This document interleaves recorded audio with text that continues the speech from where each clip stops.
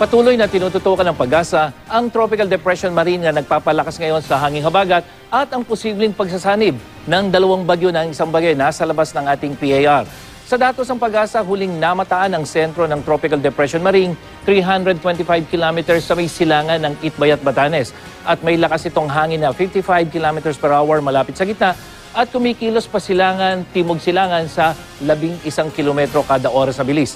Sa track ng Pag-asa, malayo ang posibilidad ng paglandfall ng bagyo sa ating bansa at sa Martes pa ito posibleng lumabas ng ating Philippine Area of Responsibility.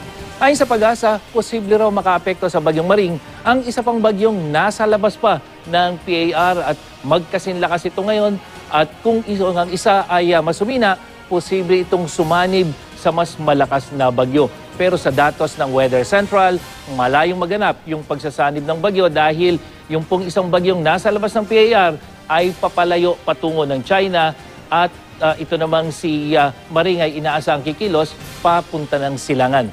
Dahil sa pinag-igting na habagat, asahan ang mahihina hanggang sa katamtamang pag-ulan dito sa Luzon, lalong-lalo na sa kanlurang bahagi. At sa Metro Manila, malaki ang posibilidad ng mahina hanggang sa katamtamang pag-ulan mula po yan hapon hanggang sa gabi. At sa Visayas at Mindanao, pulo-pulong pag-ulan din na panandalian lamang ang aasahan.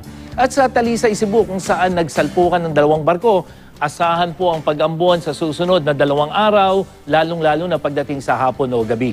Naglabas naman ng gale warning ang Pag-asa para sa northern and western seaboards of northern Luzon at western seaboard ng central Luzon.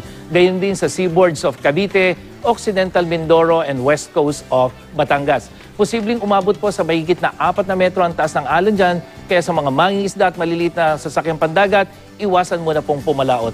At para sa iba pang detalye, bisitahin ang GMA Weather webpage.